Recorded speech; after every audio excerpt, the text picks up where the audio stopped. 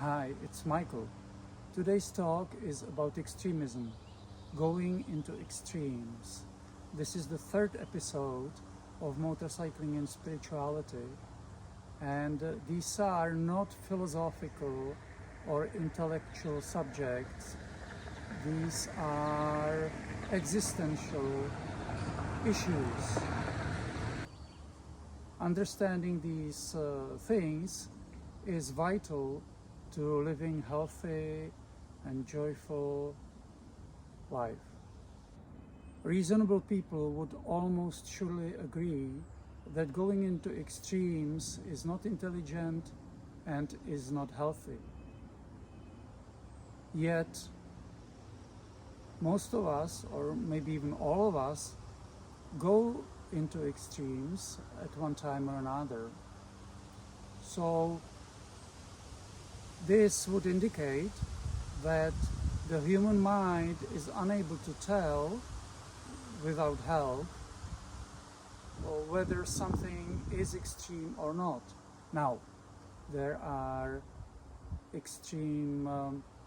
certainly extreme things, extreme doings that are easily discernible as such. For example, running 200 kilometers in a desert in a 50-degree heat. Well, pretty much everybody with a common sense would say that is extreme. And there are also extremes to the other side, to not enough, as in not having enough exercise, like spending the whole life on the couch. So that's another obvious extreme. Yet there are more subtle extremes, and even though they are subtle, they are very impactful to your health. And these extremes are not really that discernible by the human mind. Well, and as it is evidenced, the human mind cannot tell when it's going into these extremes without being helped. Some examples of extremes in motorcycling is riding long distances, riding loud motorcycles, loud pipes, riding motorcycles that vibrate a lot, riding positions on a motorcycle, riding position that is clearly unhealthy for the body, the body being stretched, the upper body being stretched forward, the legs in front of the body, like on some of the cruisers with ape bars and so on. When it comes to doing things, the doing can be with the body or against the body. So with the body, obviously, it's healthy and it's okay. And when it's against the body, it creates stress, and it creates health issues. So for good health, that's best to be avoided. As already mentioned, the human mind is not capable in most cases, or many cases, to discern what is good for the person, what is healthy for the person, and what is not. And not only the human mind cannot tell if that activity is extreme or not, but it assumes and it believes and defends the extreme activities as being fun and as being enjoyable. Well, enjoyable for whom? For what? For the ego, for the mind, but definitely not for the rest of the person, so to speak. Now, this is not a fault of the person. This is a natural limitation of the human mind. It is said that the human mind, unaided, is unable to discern truth from falsehood. So we cannot fault ourselves for being susceptible to extremes. At the same time, we can be open to being educated as to what may constitute extremes, and once we understand that this is extreme, then we are willing to give it up and to come to some reasonable level. As Buddhism says, going the middle way, being free of extremes.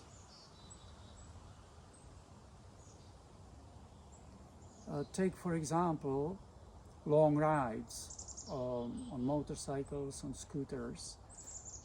There are certain events like Iron Butt Rally or Mad Bastard Rally, which involve long distances, many hours of sitting on the bike, and the participants seem to enjoy it.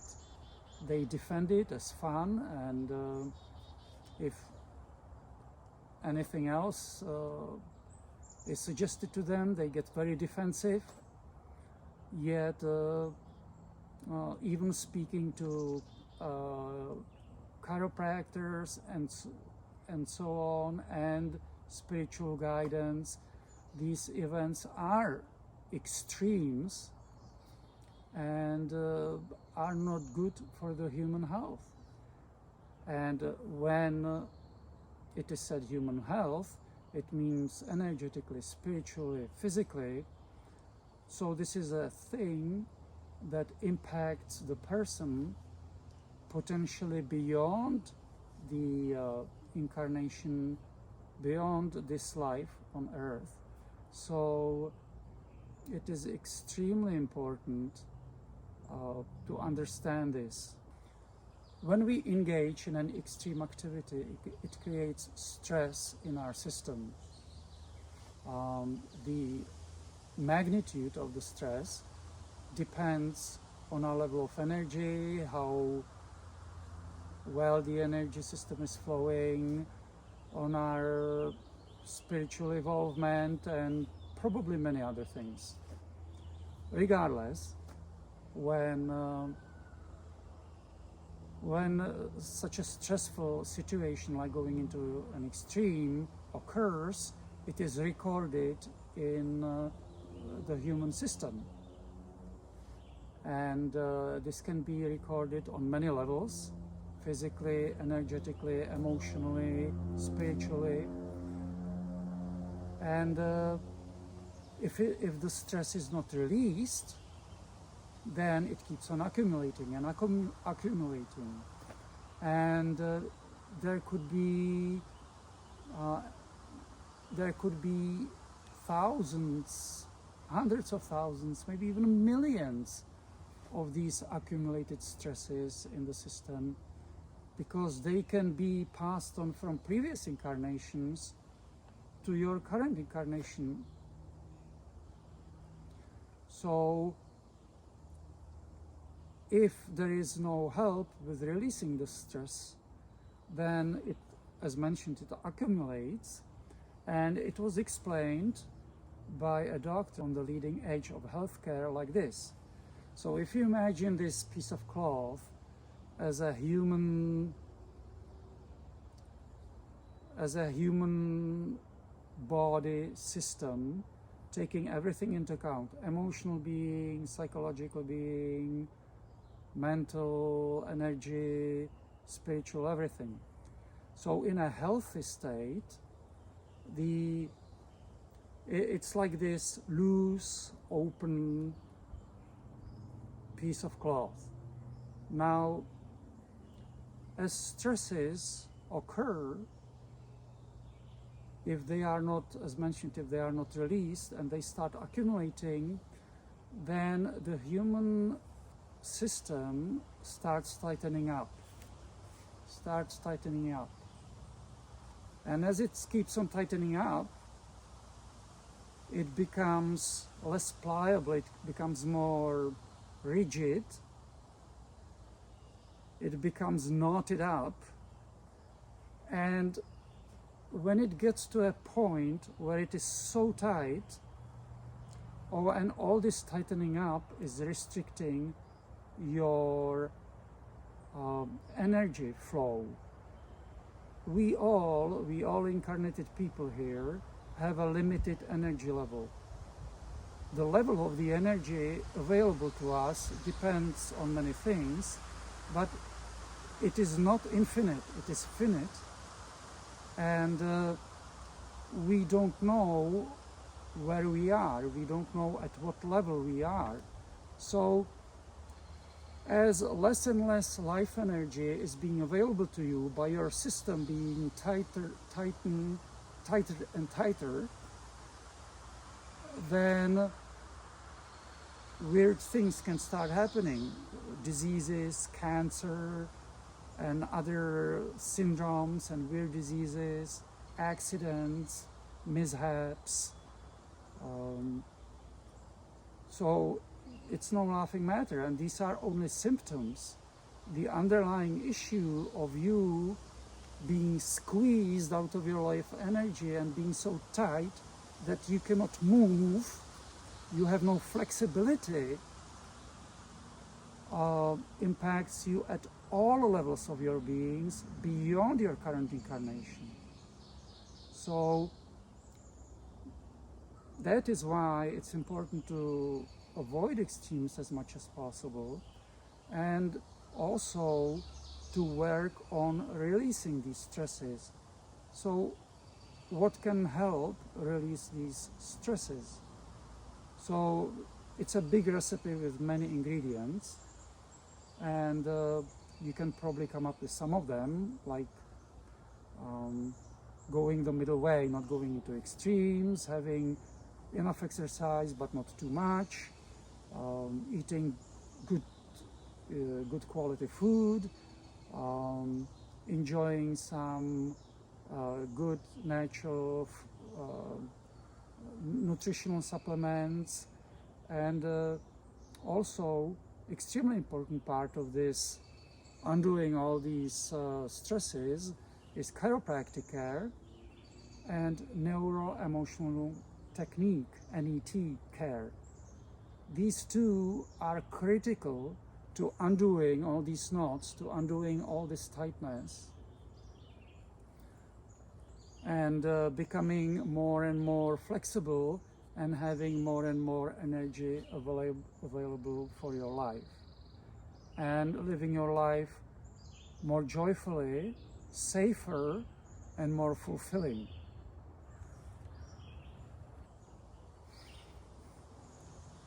As already mentioned, riding for too long is one of the extremes, and the one that is probably committed the most often by riders. Now, what is riding too much? For every person this could be different, though from the work that has been done so far, that seems to be emerging certain common theme, and that seems to be that, generally speaking, probably around 200, maybe 300 kilometers per day, which is about 130 miles to close to 200 miles per day maximum for people could be acceptable. Now, of course, this depends on the state of your health. Now, if your spine is not in the best shape,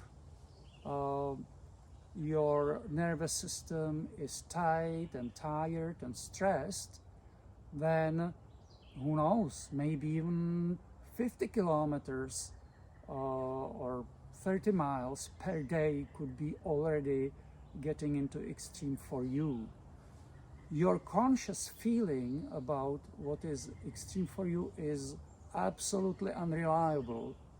It is not reliable because, as already discussed, the human mind is not able to discern mostly when it is going into extreme.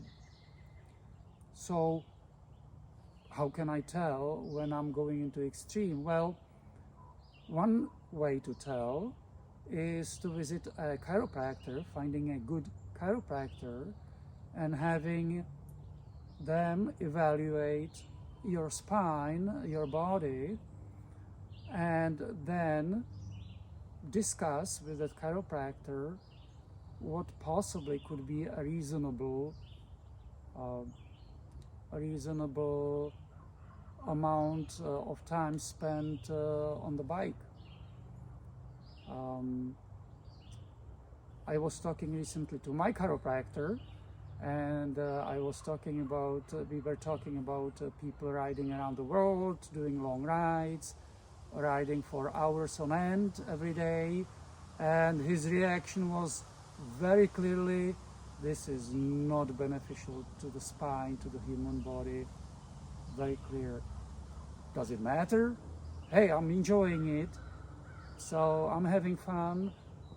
I feel energized after it, after the ride. I feel great. So what are you telling me? What you're telling me is nonsense. Well, as already mentioned, the human mind can rejoice while the body is crying.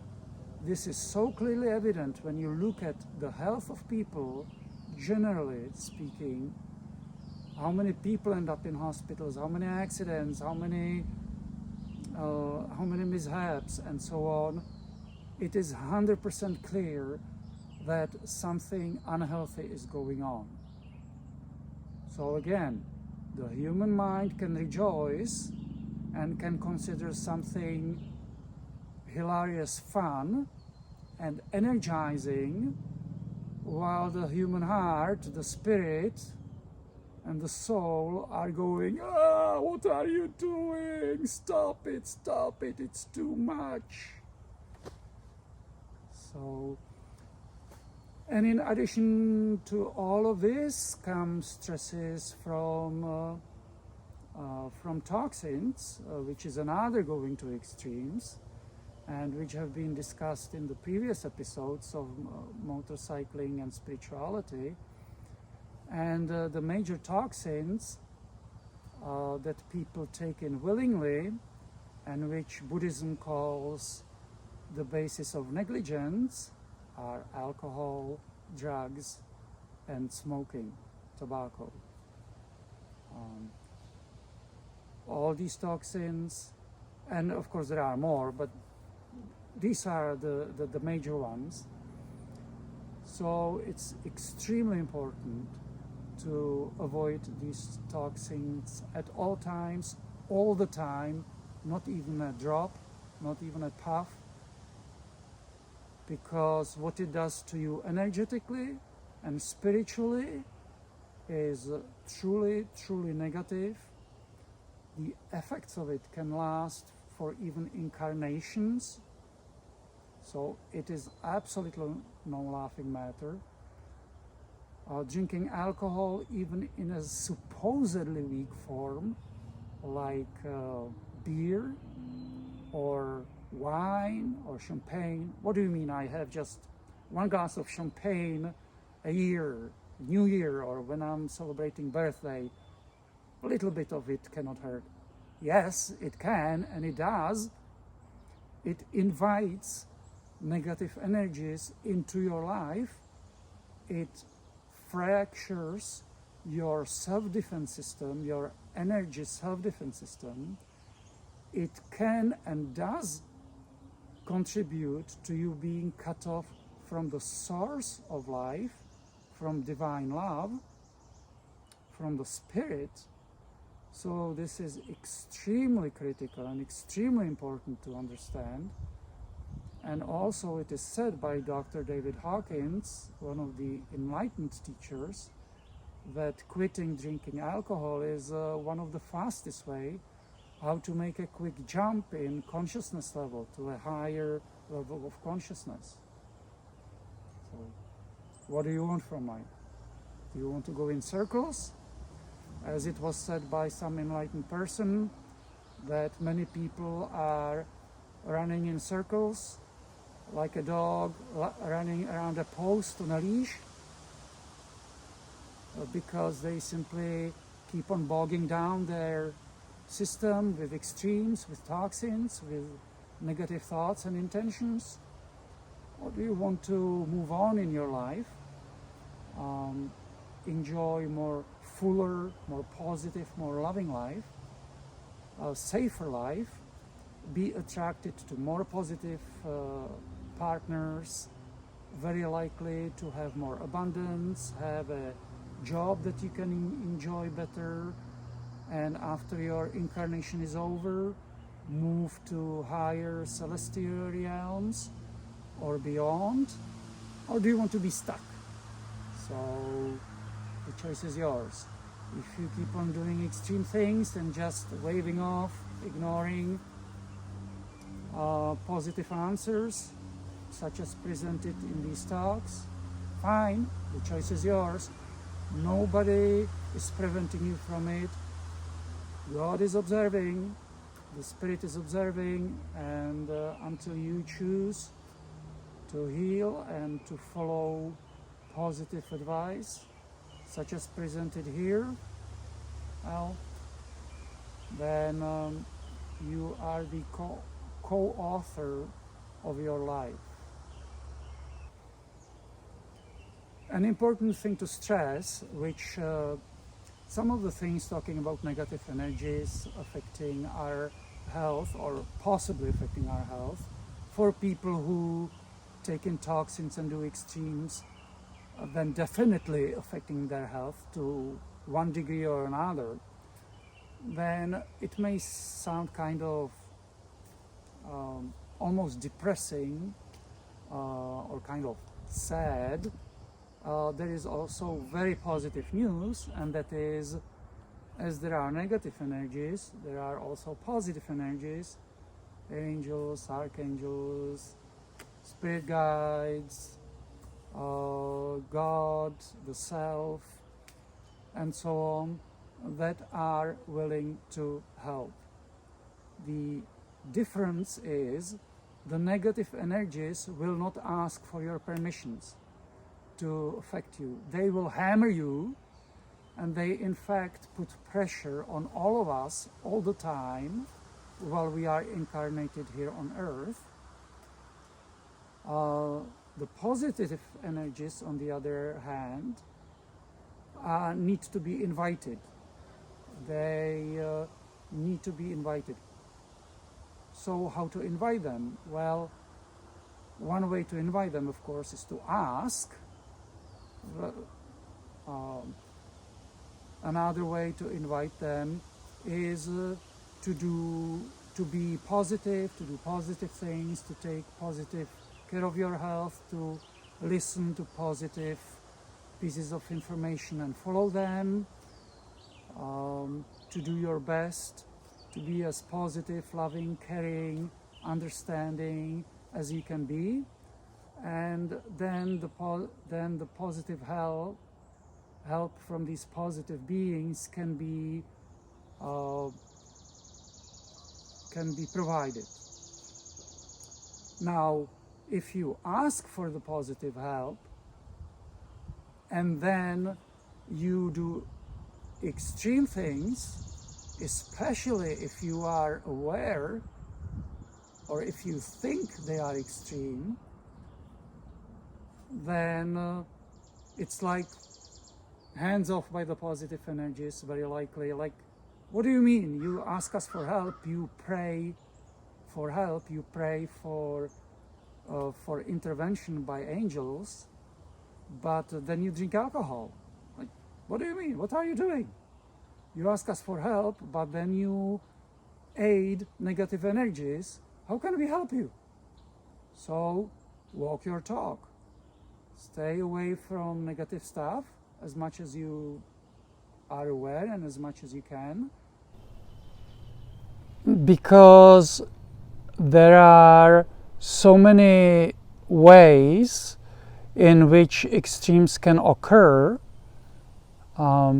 it is important to have some way of telling what is extreme and what is not extreme, especially when, as already mentioned several times, the human mind is unable to tell most of the time what is extreme and what is not.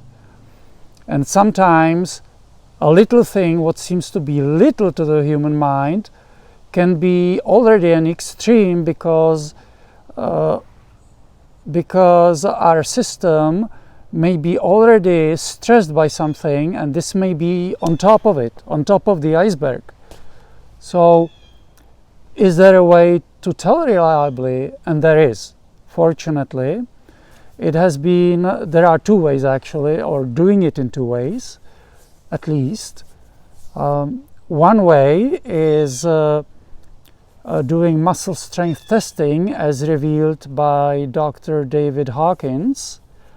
For example, in the book Power versus Force, or Truth versus Falsehood, and so on.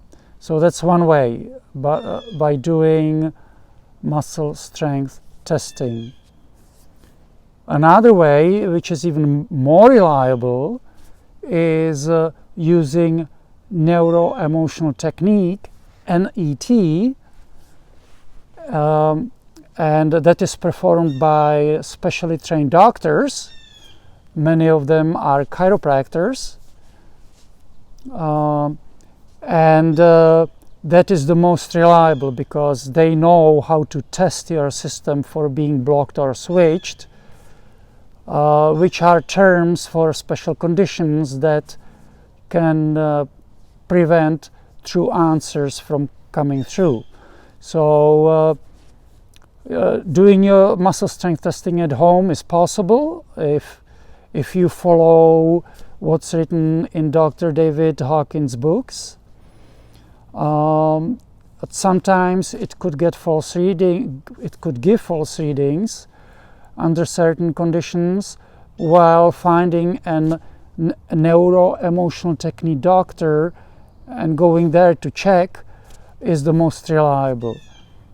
Now, if you want to find out more about where these NET doctors are, their number is somewhat limited, then you can go to netmindbody.com, netmindbody.com, and there is a link, find practitioner, and you can find practitioner there. That's the most reliable way. And if you would have to travel even fair distance to get there, it's still worth it. I would still recommend it because it can literally save your life. It can save you from going around. It can save your future incarnations from endlessly repeating. So the benefits go beyond your current incarnation. All right? That's about it. Michael, out.